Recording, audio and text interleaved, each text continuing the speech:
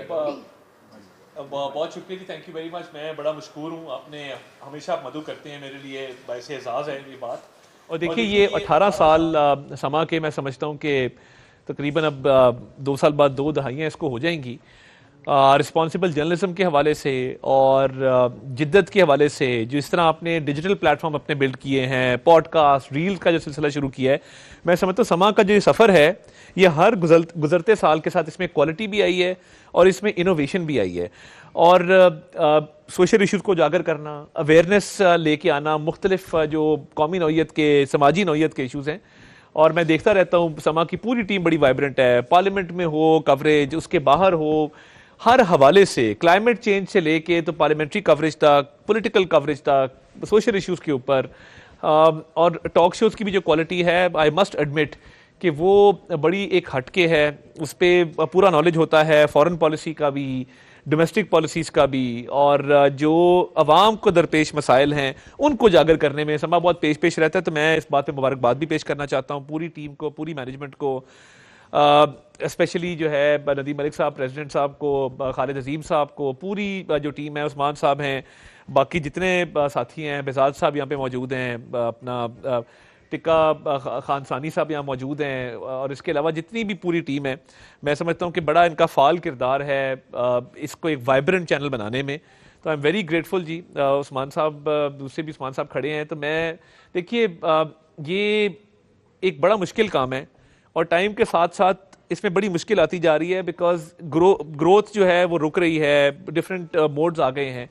तो जिस तरह मैंने कहा कि डिजिटल में जिस तरह काम हुआ है, बाकी लोगों को भी सीखने की ज़रूरत है कि डिजिटल की तरफ जो है वो मूवमेंट, बिकॉज देखिए electronic media will always remain relevant, क्योंकि मेन कंटेंट की जो फीड है वो वहाँ से आ रही है।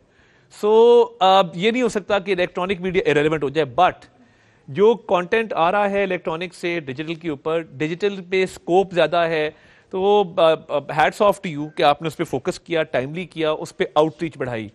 देखिए जो मसाइल हैं विद रिगार्ड टू जो आपने कहा कि वर्किंग के हवाले से, मैं ये समझता हूँ कि अगर सियासतदान ये तय कर लें इस मुल्क के अंदर कि कुछ रेड लाइंस हैं, हम एक दूसरे पे तनकीद ज़रूर करें, मगर जहाँ पे बात आती है कौमी सलामती के इदारों की, दिफा की, नेशनल सिक्योरिटी की, वो पॉलिटिकल पॉइंट स्कोरिंग के लिए वो उनको हमें स्केपगोट नहीं बनाना चाहिए, हमें उन पर तनकीद नहीं करनी चाहिए, दुनिया में कहीं नहीं होता।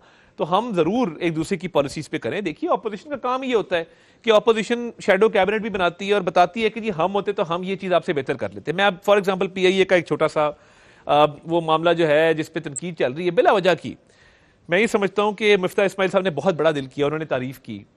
तो जो तनकीद करता है वो ये भी बताया कि हम होते तो हम पीआईए को कैसे बेहतर सेल कर सकते थे।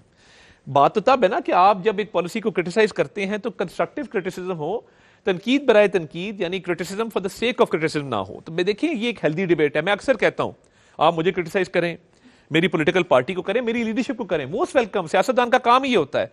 बट जहां पे हम अपनी पॉलिटिकल इंटरेस्ट को फर्दर करने के लिए कौमी दिफा की तरफ चले जाते हैं, सलामती की तरफ चले जाते हैं, आई थिंक ये कुछ डूज एंड डोंट्स कभी ना कभी इस मुल्क में तय होने चाहिए।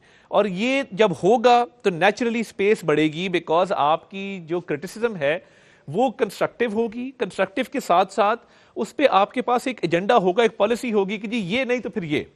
अनफॉर्चुनेटली हमारे यहाँ अब बहुत ट्रेंड बढ़ गया है खोखले नारों का, कि हम एक स्लोगन दे देते हैं, पीछे उसके कोई मवाद नहीं होता, कोई स्ट्रॉन्ग कंटेंट नहीं होता, कोई स्ट्रॉन्ग कंटेंशन नहीं होती। तो ये काम सबका मिलके है, इज्तिमाई काम है, इसमें जर्नलिस्ट भी करें, पॉलिटिशियंस भी करें, ओपिनियन मेकर्स भी करें, लिखारी भी करें, ऑथर्स करें, पोएट्स करें। तो ये मिलजुल के काम है कि नेशन बिल्डिंग के वाले से। और बड़ी खुशकिस्मती आज के देखिए 18वीं सालगिरह कोइंसाइड करती है कायद-ए-आज़म मोहम्मद अली जिन्ना की सालगिरह के साथ। और मैं अभी एक जगह बात भी कर रहा था, एंड कायद की ज़िंदगी आप देखें कि मैं ये समझता हूँ कि एज अ स्टूडेंट 16 साल की उम्र में वो लंदन जाते हैं और 16 साल की उम्र में पहली अप्रेंटिसशिप लंदन में जाके करते हैं एक हाईली रिप्यूटेड फर्म में। 19 साल की उम्र में ही was the first subcontinent का बैरिस्टर, उससे पहले कोई youngest barrister of the subcontinent at the age of 19। देखिए 3 चीजें, hope, determination and perseverance. And जरूरत नहीं थी, he was from an affluent family, उनका एक पूरा सिलसिला था खानदान का, his father was a merchant, but he still struggled, उन्होंने स्ट्राइव किया और एक आज उसकी नतीजा है कि हम आज़ाद फिजाओं में सांस ले रहे हैं। एक शख्स ने पूरे मुसलमानों को इकट्ठा किया और इकबाल के उस ख्वाब को जो है वो शर्मिंदा ताबीर किया। तो मैं ये समझता हूँ कि ये होप, परसिवियरेंस और डिटर्मिनेशन हो, एनीथिंग इज़ पॉसिबल। तो मैं समझता हूँ, मैं मुबारकबाद पेश करना चाहता हूँ समा को। आज मियां नवाज शरीफ साहब की भी बर्थडे है। उन्होंने भी देखिए पाकिस्तान में एक मेमार के तौर पे जितने आप बड़े प्रोजेक्ट उठा के देखेंगे, मोटरवे से लेके तो बड़े बड़े इंफ्रास्ट्रक्चर के, हेल्थ के प्रोजेक्ट्स तक। मैं आज सोचता हूँ कि अगर ये पहला जो कार्डियोलॉजी का इंस्टीट्यूट लाहौर में बना था PIC के नाम से, वो ना होता तो आज पूरे पंजाब पे लोड होता कार्डियोलॉजी पेशेंट्स का और समझ ना आती कि जी कहाँ जाए। सो द पॉइंट इज़ कि कंस्ट्रक्टिव काम करना वो पॉलिसी होनी चाहिए और उस कंस्ट्रक्टिव काम पे क्रिटिसिज्म करना ये राइट होना चाहिए।